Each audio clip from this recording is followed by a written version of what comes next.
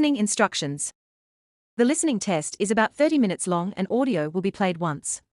There are 4 parts to the listening test. You will be given 10 minutes after the completion of the test to transfer answers to an answer sheet. Each part contains 10 questions with a total of 40 questions. Section 1. You will hear a conversation between Peter and Jim talking about some details for their shared accommodation. First, you have some time to look at questions 1 to 4.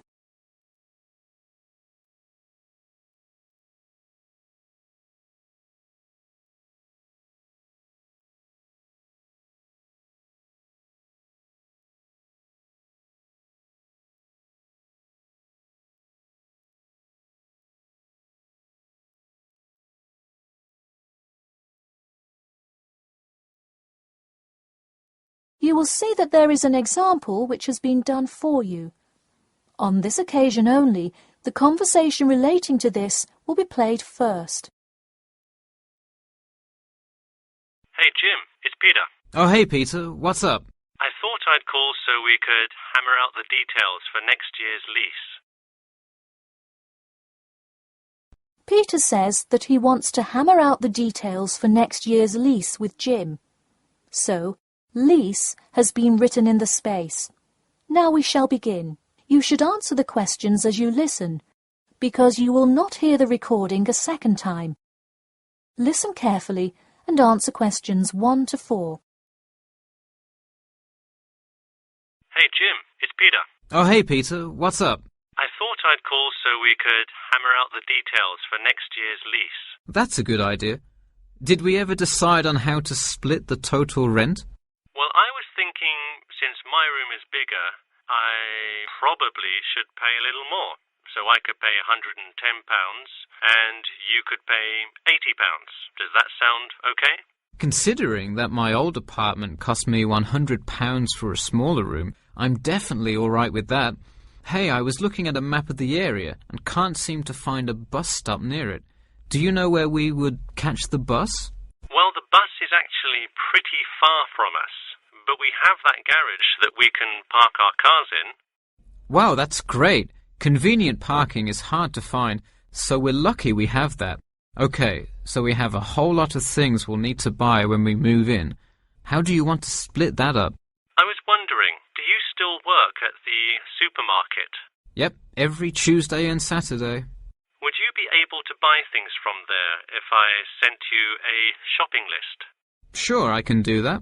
Great. Then I can take care of whatever else we need that you wouldn't get at a supermarket. If you want, I'll pick you up from work that day and we can go to the apartment together. Oh, that would be great, thanks. No problem. That way we can split the cost of petrol. Works for me. It's so expensive these days, isn't it? It's downright obscene. Before you hear the rest of the conversation, you have some time to look at questions 5 to 10.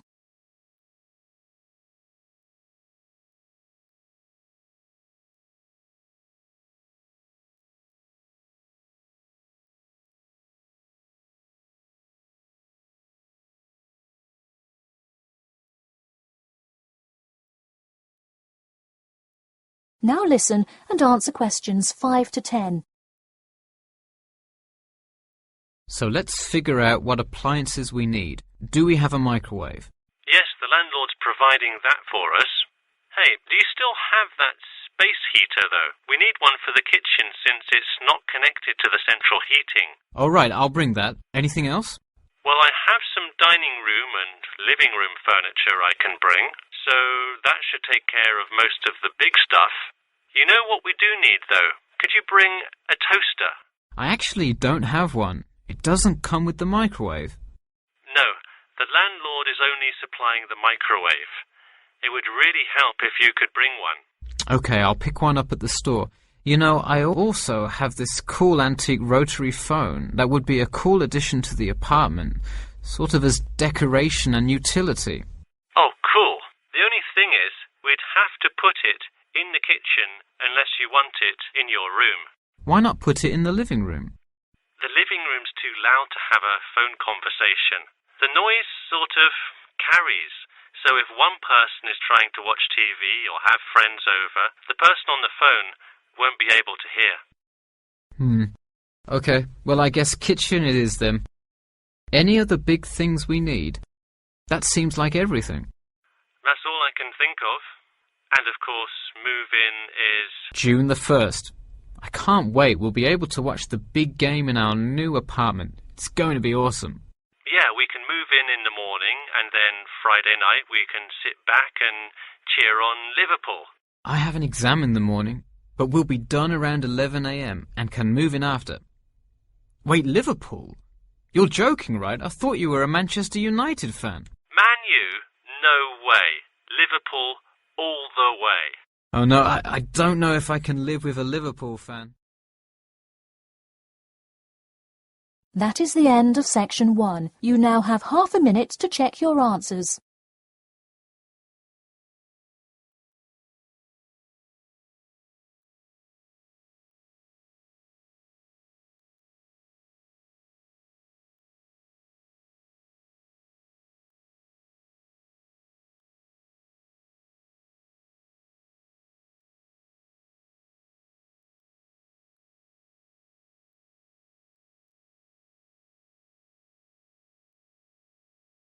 Section 2. Now turn to section 2. You'll hear an HR representative of Earn and Learn giving some information about her company. First, you have some time to look at questions 11 to 16.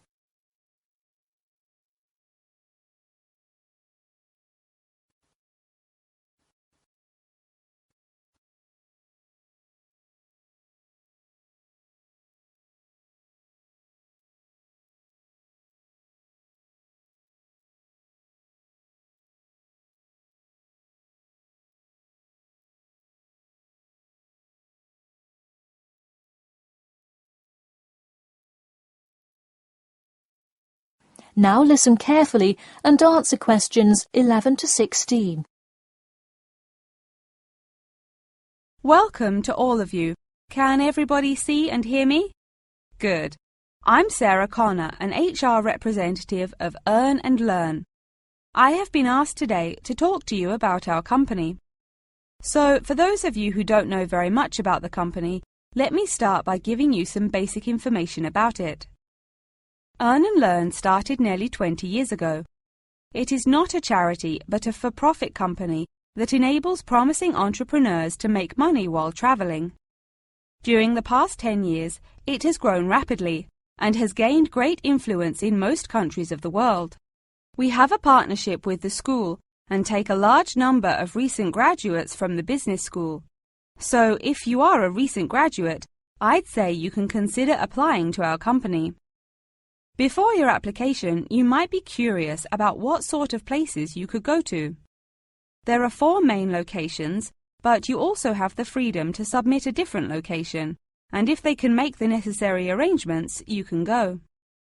The first country Earn and Learn established locations was the US, where you may choose from multiple locations, as long as you can commit to their more rigid schedule of August to December. Also, you could do the Australia internship. That one is really cool. You work at a wildlife shelter and learn about the business practices of non-profit organisations. You do have to be willing to commit 8 months for that one, though. Perhaps that's a long time to be so far away, but I would say it is really an amazing opportunity.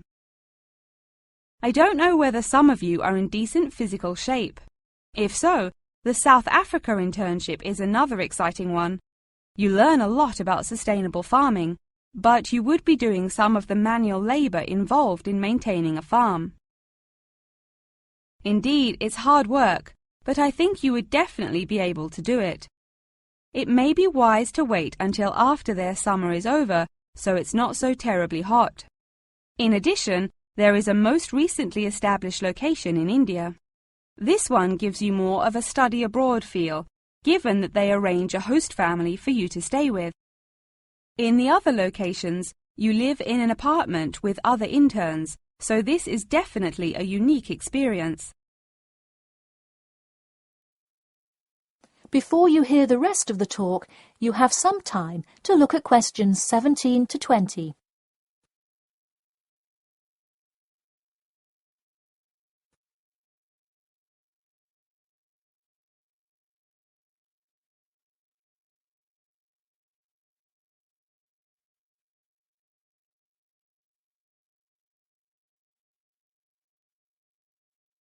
Now listen and answer questions 17 to 20.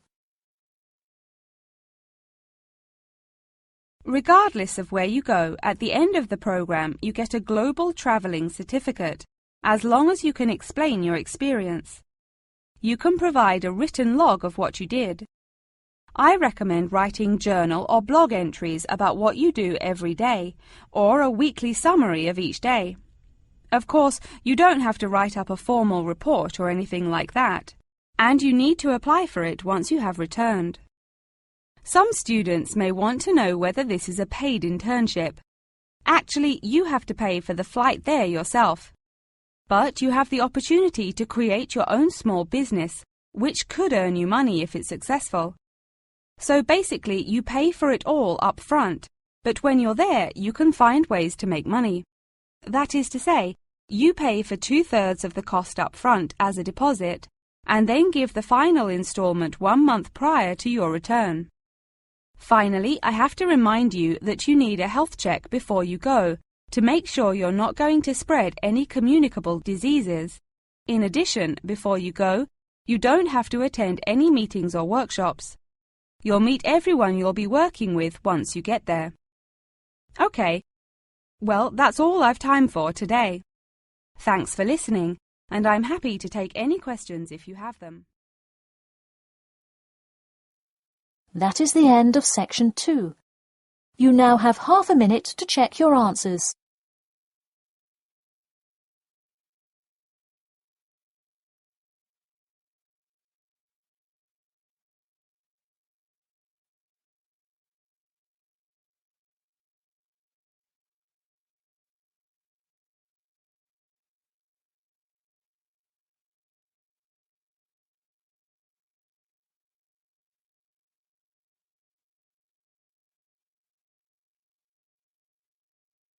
Now turn to section 3. You will hear a student called Margaret Parkinson talking about the class she missed on Thursday with her professor. First, you have some time to look at questions 21 to 26.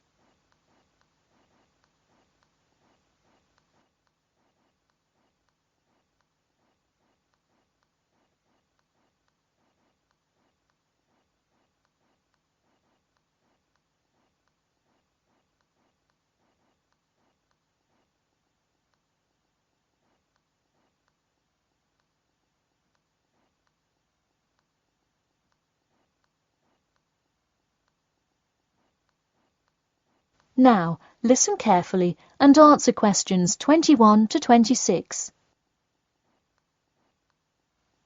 Hi, Professor Timmons. Do you have a few minutes? I was hoping to talk about what I missed on Thursday. Hello, come in. Sure, sit down. Could you tell me your name, please? Margaret, sir. Margaret Parkinson. I apologise for missing your class, but I had to go to the hospital. I'm sorry to hear that. Everything is okay now, though, I hope? Yes, thanks. Glad to hear it. So on Thursday, I outlined the research project that will account for 30% of your grade. All students will be divided into groups and will give a well-researched presentation to the class covering a specific topic relevant to student life. Oh, that sounds interesting. Can we choose just any topic that pertains to life as a student, like how to start your own student organisation? Well, though I'm sure that would be an informative presentation, I've already chosen a list of topics which I will assign. As an example, I assigned one group the topic of student loans. They're to research not just the prevalence of students who have loans to pay for their tuition, but information as to how best to manage these loans and possible scholarships that could alleviate some of the financial burden. That one sounds particularly interesting to me. Could I request that topic? I could easily find out a lot about it by stopping by the finance office on my way to class. Unfortunately, that one's already taken by another group. I have, however, assigned you to a group and given you all one of two choices. Oh, I see. What are the choices? The first is discussing smoking, trends in the number of student smokers compared with the general population, popular reasons students take up smoking, and more healthy alternatives to smoking. That one could be interesting. I'm not a smoker myself, but we'll see what my group thinks. If we did choose this topic, we would rather not put our fellow students on the spot to interview them. Where else could we gather information? How about where the cigarettes are sold? Oh, that's a great idea. I could interview the manager of a supermarket and find out the average age of people buying cigarettes, or how much they buy, that sort of thing. Precisely. OK, I'll keep that in mind. And what was the other topic? The other topic is the practice of natural medicine. It sounds far more specific than the others, but it is more of an exercise of outlining a career path. If your group chooses this, you would cover the specifics of becoming a doctor of natural medicine, how to become licensed to practice natural medicine, what the career outlook is, etc. You could find much of the information you need on this in the careers office. Wow, that would be really helpful, not just in learning about natural medicine, but in how to approach researching any career path. That's the idea. I want groups to really think outside the box to find information on their topics. They should interview multiple sources. OK, now I think I have the general idea. Before you hear the rest of the talk, you have some time to look at questions 27 to 30.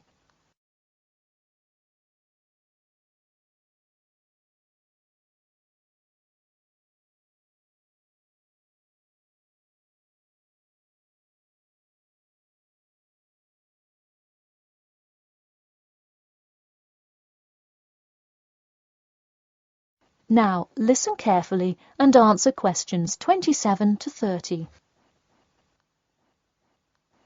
When is the presentation due? I expect each group to send me an email attachment of the plan ahead of time by October 10th, so that I can ensure that you are on the right track. Oh, that's actually really reassuring. I would hate to spend so much time on a presentation only to find we had taken it in the wrong direction. So when is the presentation? I let groups choose from the list of time slots I have between November 1st and November 5th. OK, how about the 3rd? I'll have to check with my group, of course, but maybe we could write a tentative time? Sure, let me take a look. I'm actually booked completely through the 3rd and 4th now. How about sometime in the afternoon of the 5th? Great. How about 2 o'clock? No problem. I'll pencil your group in. OK, thanks. And to clarify, what exactly is due in the first phase? Before the October deadline, I want your group to have compiled resources and then to provide some initial data analysis to support your claims. OK, so data analysis is due the 10th of October, and then the Presentation? Yes. The final phase is simply giving the presentation on the 5th of November. All right, I think I have all the information I need. Thanks. You're welcome. See you in class tomorrow. That is the end of section 3. You now have half a minute to check your answers.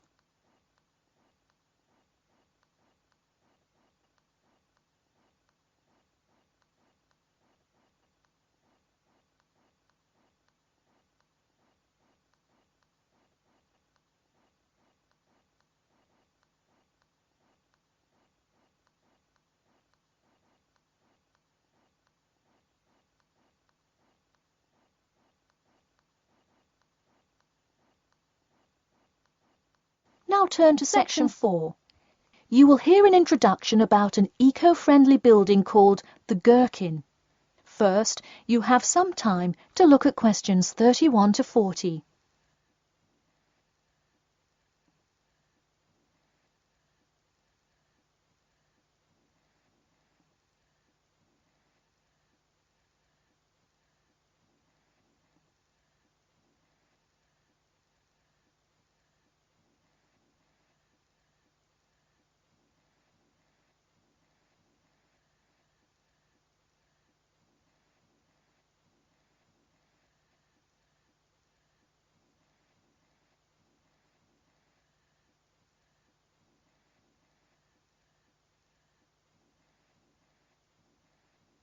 Now, listen carefully and answer questions 31 to 40.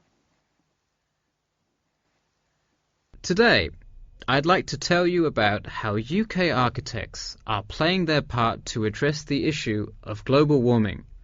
You have seen many of these iconic buildings while going about your everyday life, but you may not know how they are affecting your tomorrow. In 2003, construction was completed on the famous Swiss rebuilding, or more informally called the Gherkin, a true masterpiece commissioned by the law offices of Foster and Partners. This is not the first ambitious endeavour of the firm. They are renowned for their various philanthropic environmental efforts. The Gherkin, with its cut-and-edge green initiative and sharp design, is gaining recognition as an icon in modern architecture. You can pick it out of the London skyline by its unorthodox cigar shape. While its appearance is the obvious attribute at which to marvel, there is far more to this building than meets the eye. And let's face it, there's a lot about this building that meets the eye. The building helps reduce the city's carbon footprint in a number of ways. Just a quick note, in case you're not familiar with the term carbon footprint, get used to it. It's a buzzword you'll hear relentlessly to talk about reducing emissions. Think of it as the amount of harmful greenhouse gases that are given off into the environment by a single person, organization, or product. So going back to the Gherkin building, perhaps the most obvious as well as the most significant eco-friendly feature is the glass windows, which allow light to pass through the building, both reducing heating costs and brightening up the workspace. The ingenuity behind the various eco-friendly aspects of the Gherkin has seen its fair share of publicity both from serious and silly sources. In a recent April Fool's Day edition, One e-publication printed a story detailing plans to replace 50% of the current exterior with grass, which would not only make large steps in the name of sustainability, but also give the building the green hue that would truly earn it the nickname of the Gherkin. The only drawback is, as you may have guessed, that this story was an April Fool's Day joke and completely made up.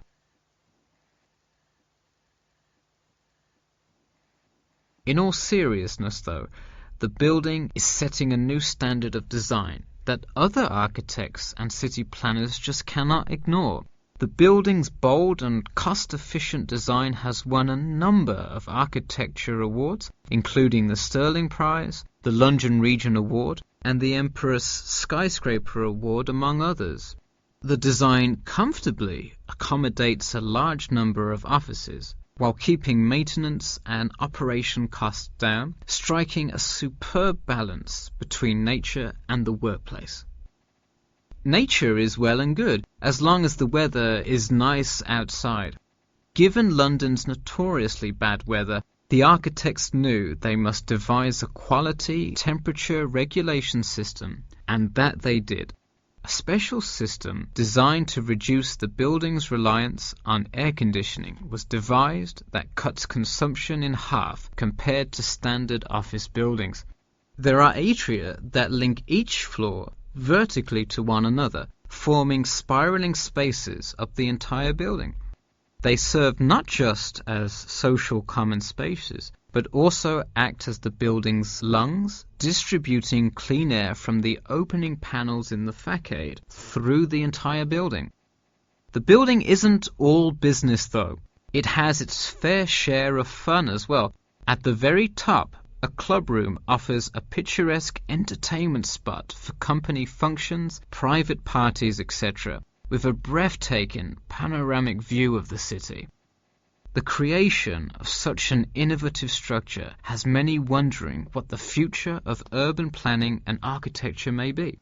Well, if the other projects currently commissioned by Foster and Partners are any indication, the entire city constructed with similarly eco-friendly buildings is not far in the distance. The Masdar City development aims to create a desert city that produces zero waste and removes as much carbon dioxide from the atmosphere as it puts in. a huge feat in protecting our Earth. The gherkin is a truly impressive feat, yet it is not the only one worth noting. Now, to move on to another green initiative, I'll tell you about the Eden Foundation building found in Cornwall. That is the end of section 4. You now have half a minute to check your answers.